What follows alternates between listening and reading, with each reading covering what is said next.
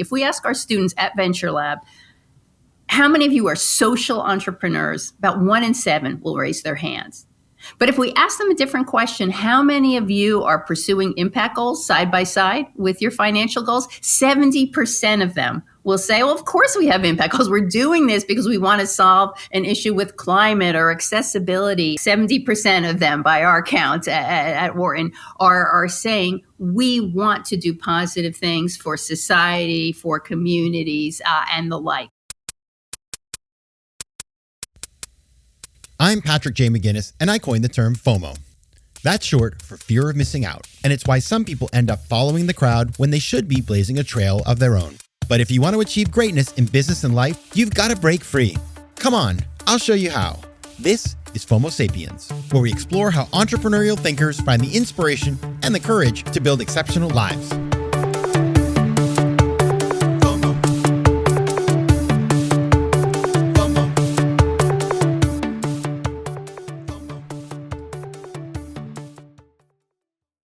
Welcome back to FOMO Sapiens, the show for entrepreneurial thinkers. I'm your host, Patrick J. McGinnis, and today we're talking to someone who's helping redefine what it means to be an entrepreneur in the modern world.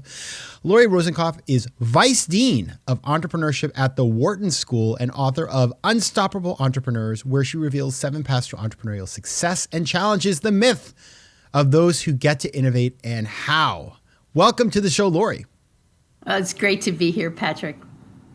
This is like one of my topics that I never get sick of. It's like ice cream. I could just eat it all the time.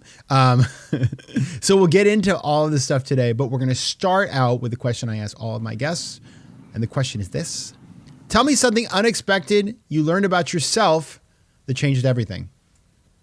When I became an administrator, after 20 years as a faculty member, that changes the whole way that you operate. Faculty are a little bit more head down, really tight research findings, a small number of students that you interact with. And as I became a vice dean, suddenly I was responsible for this entire student body and interacting with so many different folks. And I learned how much I loved getting out there and creating a vision and being more extroverted and having the opportunity to bring everyone along and support so many more people. So it really gave me a lot more empathy for customers, if you will, and the whole idea of entrepreneurship. It helped me build the networks that have led me to the book today. I love that. So this book, Unstoppable Entrepreneurs, is out now. And I was really drawn to have you on the show when I saw the book because you are doing something very, I think, that is of service to a lot of different people. As you're saying is, hey, entrepreneurship can be for lots of different types of people. It's not just for Tad and Thad who went to Dartmouth and worked at Goldman Sachs and worked at Bain or whatever. You're opening up the doors. When somebody picks up this book, what will they get? Well, they're going to see a lot of new entrepreneurial role models. Role models really matter. There's lots of studies that show that for women, for example, being exposed to female entrepreneurial role models makes them feel more efficacious, makes them come up with more ideas, and makes them move further with their ideas. And I felt like that media stereotype, you called them Tad and Thad, but the college dropout who gets venture funding and builds a unicorn, it's such a small slice of the value creation that's going on through innovation. And at Wharton, we have so many different folks who are doing it so many different ways. And I wanted to tell those stories and get those out there to inspire more people. Yeah, role models are so important. So folks who listen to the show know that's one of the things I do in my life is I run around the world looking at venture capital ecosystems everywhere from Azerbaijan to, Istanbul. And they're just next to each other. It's not a very wide range. Azerbaijan to Peru. There we go. Okay. And one of the things that I have noticed is that when a country has its local hero, which is a company that has managed to scale, like I'm thinking of an Infobip in Croatia or whatever, where it's a country that is smaller and then they get this global player. You see an uptick in young people who say, I could do that too. And so role model, I'd love to hear your thoughts, but it's my sense that role models, especially role models that you can personally relate to, are a huge unlock in terms of entrepreneurial activity. That's definitely true. I think that disruptor stereotype that's out there is such a small percentage of what's going on in terms of enterprises. There are 31 million enterprises in the U.S. alone. 29 million are sole proprietorships. The VC-backed companies are such a small part of that. That's what people are seeing in the media. They're watching Shark Tank, right? But to be able to see that there are people who are bootstrapping and building companies from nothing without having venture capital or debt financing in any way. That there are people who are being entrepreneurial in established companies, the intrapreneurs. There are people who are acquiring small mom and pop shops and figuring out how to build them up and grow them. All of that is entrepreneurship. So I take a broad definition of entrepreneurship. I call it value creation through innovation. And we can unpack that. But it gives us room to see many more people doing things that are entrepreneurial. And everyone can see themselves doing something innovative and then move further from there. I love that. And you know, by the way, it's funny you mentioned Shark Tank, because if you I'm sure you have talked to people who've been on the show, they're always like, yeah, you don't realize how produced it is, and like the chances of actually making it on or this, and it's all kind of, it's TV. Like, you know, that's the reality. I want to talk about the 7 types. It's, you know, obviously there's 7. It's a lot to go through them all, but I'd love to just so we understand the lay of the land, like tell us the 7 types with a quick little descriptor for each one. Okay. We start with a disruptor, but the role model I feature is decidedly not a tech bro. Then we go to the bootstrapper, the person who doesn't use any of that venture funding or debt financing. Then the social entrepreneur, someone who has impact goals sitting side by side with their financial goals. The technology commercializer, someone who finds technology that already exists, say in a university tech transfer center or a corporation and government, figures out a way to connect it to a market. The funder, so many people who come out of Wharton, who come out of Penn, start funds. They're being entrepreneurial by building a fund. The acquirer, as I mentioned, there are people who will acquire a mom and pop shop and look to build that up and roll up others. And finally, the intrapreneur, someone who is building a new business within an already established company as an employee of the company. All right, there's so much good stuff in there. I want to go through and kind of dig into a couple of these. Can't do all 7 because otherwise, you know, you wouldn't have to buy the book. But and we want you to do that. But let's start with kind of my favorite, maybe the one that I have the most love for, which is the bootstrapper. So talk about what your insights were on with respect to the bootstrapper. Well, bootstrappers are over 80% of all of the enterprises that are developed. So it's actually a very common way that people are entrepreneurial. The person I feature in the book, he's such an interesting study, Jesse Puggi. He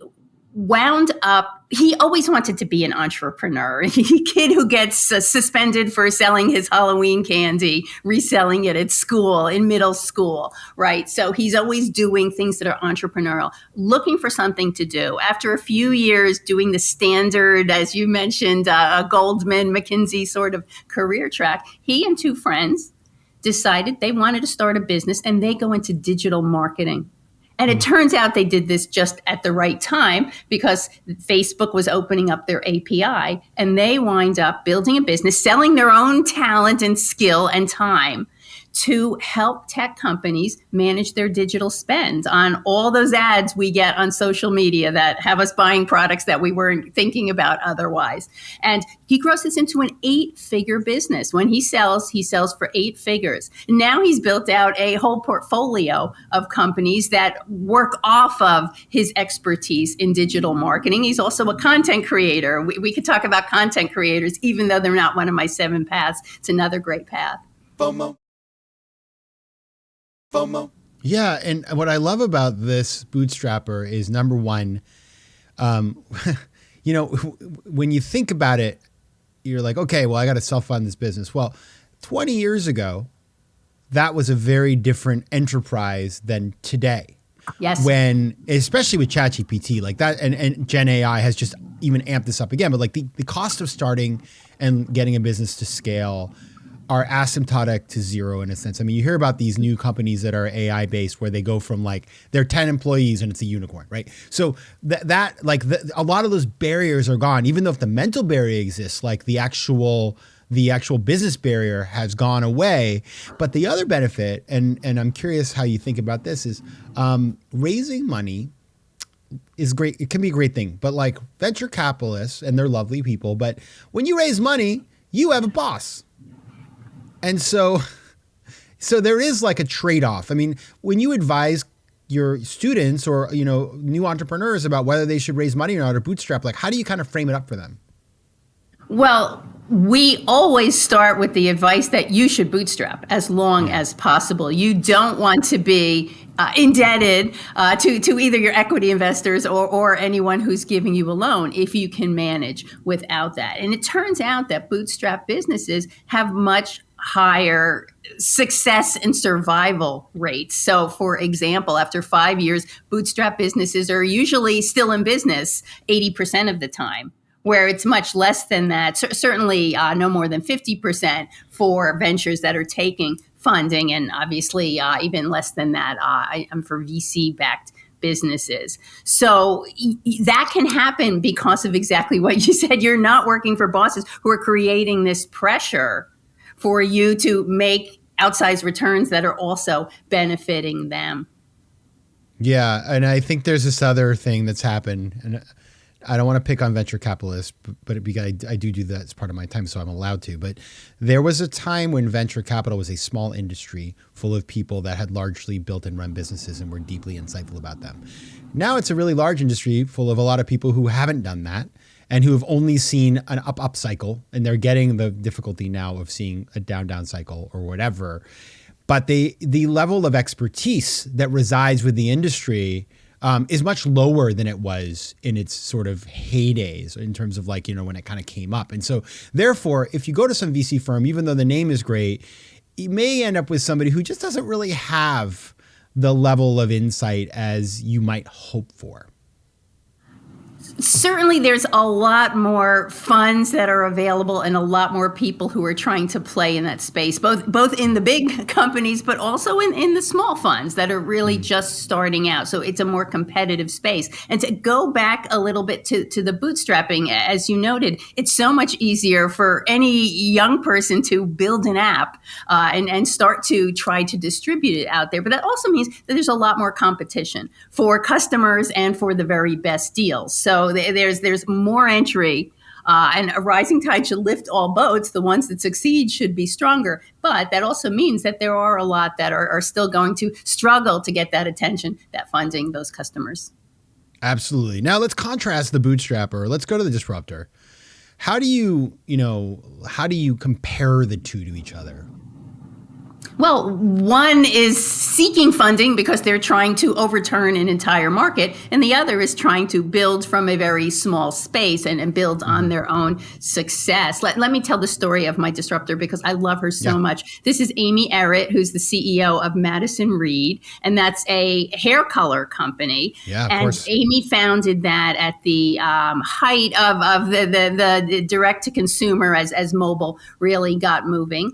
And she founded it as a subscription business where women could get good quality hair color at home. At this point, she has built that out. She has over 100, she calls them color bars. They're like studios where you can go and get your hair done, like the way Warby Parker sells glasses from stores, not just through direct to consumer anymore. She sells through all the big box stores. So she's developed a great product.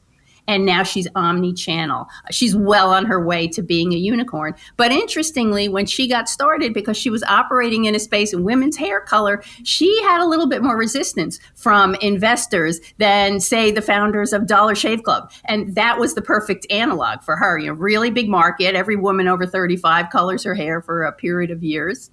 And they do it every 6 weeks or so. And so she could see this pattern. She could recognize it. She moved on it, and she's built something fantastic. Yeah, I mean, on that one, it's again, it goes back to if you're pitching to a room full of guys that don't color their hair, even though to you it's pretty self-evident, like this is a massive market, they're like, well, no, it's the importance of finding venture capitalists who, are a little bit more open-minded. How do you know when you're going, I imagine there's a porous line between the bootstrapper and the disruptor, where at some point the bootstrapper says, hey, I'm onto something here. Maybe I'm going to just change to the other side of the field. How do you know when that's the right time?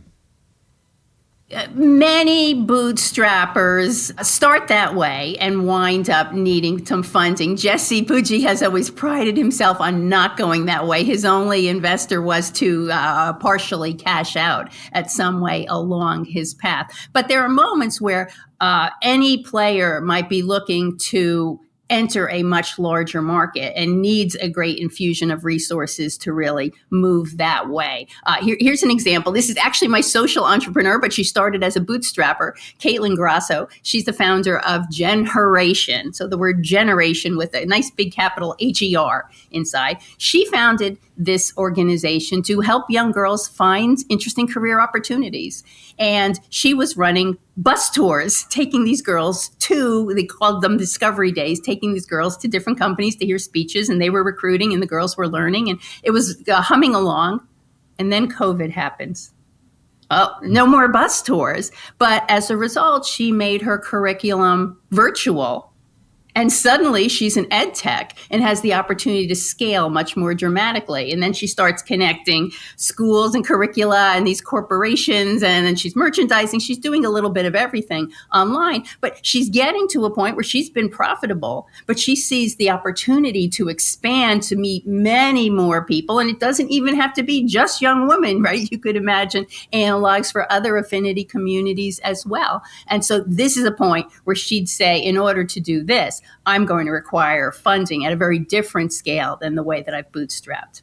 Yeah, it kind of reminds, as you were saying that, I was thinking a little bit about the traditional, the old, it's not that traditional because it's still pretty new, but the lean startup model, right? And you kind of do the MVP and then you learn and iterate and change and grow. And I'm curious, is that still something that people feel this came out, that book came out, I guess 20 years ago or something. Is it still the orthodoxy, or have people kind of found and moved into other directions where they think about, those initial stages of startup growth?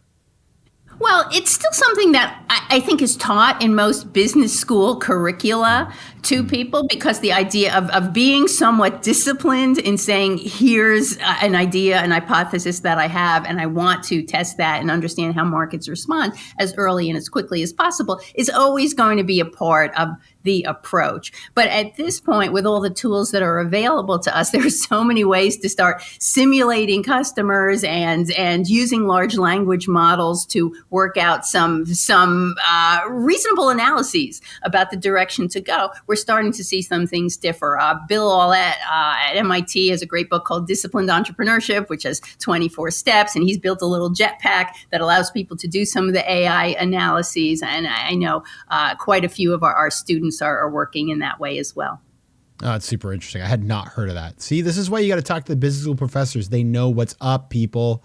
All right. So let's hit one more, which is the one that, again, I kind of love all these, as you can tell. This is a topic. Me too. I don't like it when people ask me to choose my favorite, because it's like having 7 children now. 100%. I love them all. Yes. The Intrapreneur, which is, that is a word that I think was coined in the 80s. I did some research on it. Yes. Not my favorite word. I wish we had another word, but we don't, unless you have one. So, but let's talk about that, because, what's so interesting is that, as I think about it, there's always been these notions. There was the skunk works that they had, let's isolate all the people to innovate in a corner and not mess around with them. Then you had the Google approach, which is actually, we're going to encourage people to spend 10% of their time working on some sort of new thing. So there have been a bunch of different plays on this.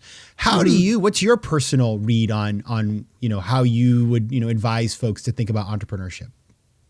Well, anyone who's in a company is probably doing some small scale of things that are innovative anyhow. They may or may not be devising a new product or service, but they're thinking about the processes that they're using and trying to improve them so that they can be more efficient. So everybody's doing a little bit of it. But when it gets really interesting is when someone in a company recognizes a fundamentally new opportunity, sells this to the top brass, and gets the resources to pursue it. Example, Jackie Reeses is in tech at Square. She's originally a banker and private equity and came out to the West Coast at some point. So she joined Square early on And you know, Square, the little white square you put your credit card in when you're buying a coffee at a small coffee shop. And because she's a banker, and this is an important theme of recombination, she sees that all the data that people are giving Square by having those credit cards purchasing these coffees helps Square understand whether that small business owner is a good credit risk. And small business owners are notoriously hard to assess whether you want to give them loans or not. And she, because of the banker mentality, says this is a treasure trove of data. She winds up building out an entire bank within Square. Square, of course, is now Block. They have a wholly owned subsidiary called Square Financial Services. She was able to obtain a charter for this bank. And if you're not a bank already, this is very, very hard to do. And she built out this incredible subsidiary, very involved with the pandemic loans, for example. And so that's a great example of entrepreneurship because she's doing it essentially on Jack Dorsey's dime, right? Because Square is pursuing this. Ultimately, after Jackie built this out, she wound up leaving after about 5 years. And then she, on her own, acquired a traditional bank in the Midwest called Lead Bank. And now she's building that into a bank that serves fintechs exclusively. And it's become this really disruptive bank because of her knowledge. So it's just a fascinating story, not only of the entrepreneurship at Square, but then the migration along different paths. You don't have to pick one path and stick with it. You can be first an entrepreneur and then an acquirer and then a disruptor.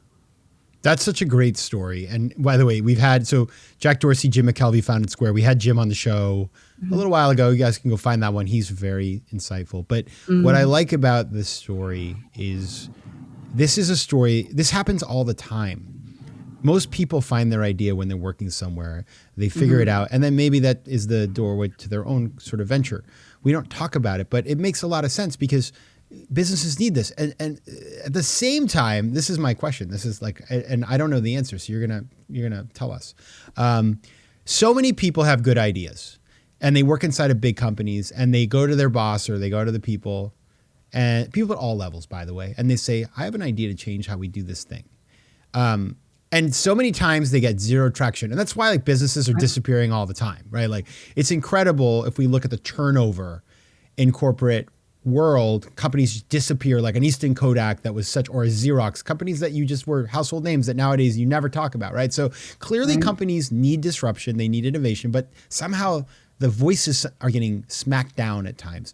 If you are listening to this show and you're like, I have an idea I want to take to my company, like what is the advice you would give to somebody to be able to try to do that? The company structure really matters, as you alluded to earlier with the idea of skunk works or 15, 10, 20% time that different companies might do, sabbaticals and the like. Some companies are very receptive to these sorts of ideas and say, we want this experimentation to happen. If your company doesn't have that, they're going to be basing it on a financial calculation about the short-term returns. Can we make good margin that's respectable for our size of business quickly enough to want to pursue this? A great example of this, I think, is consumer packaged goods. My daughter works in food in this space, and she lives out in the Midwest. And they rarely come up with great ideas for new brands internally because the economics are difficult. But yet, after people work there at these companies for a while, they'll go and leave and start their own brands. And so a CPG company has sort of an external innovation factory of lots of folks building up small boutique brands. And then they're picking and choosing which ones they want to acquire. So there's a lot of academic research which focuses on the fact that people will leave companies and start interesting businesses that are sometimes acquired back or, of course, acquired by someone else. So at a system level, it kind of works. But for some companies, like I used to work for Kodak way back when, we have these horrible cautionary tales that say companies are shells of what they used to be because somehow they missed this transition. Yeah, it's like the idea of the CPGs. I remember hearing, maybe it was my private equity days. There was a company that came and they said, I was like, what's your business? Oh, we develop new products for Procter and Gamble. And I was like, wait, what? Interesting. I mean, nothing wrong with it. I don't think it's a bad thing, but it just, when you realize that, if you're somebody who wants to develop new products, maybe you find a company that does it internally, or you go to that external. There's ways to play it. What you don't want to do is sit there with your big idea feeling frustrated for 25 years and then retire and be like, Right. well, I'm too old now. So do something about it. There are more and more platforms where companies, sometimes their own proprietary platform, but sometimes much more open source, where companies are coming and saying, we have a problem that we need a solution for. And people who are creative and inventive can be looking for a match of their skill set to have more of that gig approach where they're going to do a short-term project for a company in that space. FOMO. FOMO. All right, I have one more question, then we'll go to the lightning round. The question is this. Okay.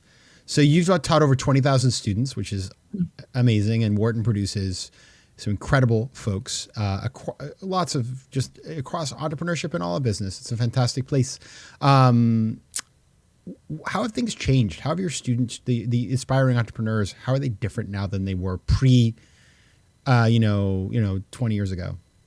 Mm-hmm. Yes, there really has been a big change. I see a lot more focus on impact goals side by side with profitability goals. That's a dramatic shift. Sometimes students will say, your generation has messed things up. We have to be attacking these sorts of problems that you've created. So, they tease me a bit. But what we see, if we ask our students, and this is super interesting, if we ask our students at Venture Lab, how many of you are social entrepreneurs? About 1 in 7 will raise their hands. But if we ask them a different question, how many of you are pursuing impact goals side by side with your financial goals? 70% of them will say, well, of course we have impact goals. We're doing this because we want to solve an issue with climate or accessibility and the like. So people are a little bit cautious about using that label extensively because traditionally this was thought of as a more nonprofit space. Of course, now with impact investing, that's changing a fair amount. But all of them, well, 70% of them by our count at Wharton are saying we want to do positive things for society, for communities, and the like. So that's, I think, the biggest change. Yeah, you see it everywhere, and it's so important. And by the way, it's great strategy. I mean, it's not cynical, but like people want that. That's what the consumer wants too. So it aligns really well in a lot of cases. Right. When you're in an attention economy, you want to have that purpose. That's grabbing more people in. Yeah, there's enough stuff to buy. I want to buy something where I actually feel good when I buy it. All right. Question number 1 on the lightning round. Number 1, if you could instantly master one skill, what would it be? Stand-up comedy. Wow. That's a good one. That's what I would have wanted to be if I didn't become a professor. Listen, some professors do them both. I like to try to be funny, but I think the art of constructing a set, it's just phenomenally this blend of art and science, and it's just really fun to entertain people that way. Absolutely. Okay, number 2, favorite use case for ChatGPT? Summarizing articles. I get mad at my students when they do it, but when I'm trying to really overview a whole aspect of the literature to get some summaries and contrast is really, really helpful now. I super agree. It's like having a research assistant who generally does okay. Number 3, what's one piece of advice you give to someone who wants to do what you're doing? It's going to take a long time. PhDs are not easy to come by, and that is sort of the table stakes to get into elite academia. But it can be really rewarding to be able to influence so many people, each one just a little bit, but many, many people. If you like having influence in that way, it's a great field to be in. Yeah, you know what? I know a lot of business school professors, but I've also had a bunch on the show over the years. You and Sheena Iyengar and Jonah Berger and folks like that. And people seem pretty darn happy. It's like a pretty damn good job, you know? It is not unlike the competitive fields we've been talking about. People who make it through the entire career ladder then tend to have a lot of flexibility, a lot of responsibility, and a lot of variety of opportunity. But there are many, many people who are trying to get into the field, and the tenure track is quite grueling. Yeah. And it requires EQ. So, it's important if you're dealing with people. All right, final one. This is the hard one. I always customize my last one, and this one's for you. Hey, okay. What's the business you would start?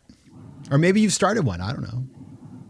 I think I would definitely do something in education. I did way back when I was in graduate school, have a very small tutoring business, largely sole proprietorship, but here and there bringing other people in. And I think with AI, there are so many potential use cases that can motivate a lot more students, particularly students who don't have that much access. So again, a competitive space, but a space where we have to start cracking the nut here because there are just too many children who are not getting the opportunities they need.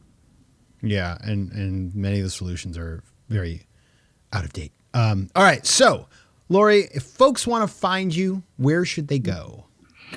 Well, my main social presence is LinkedIn. I should spell my name because people usually struggle with that. Lori, Lori, Rosenkopf, Rosenkopf, P like Peter, F like Frank.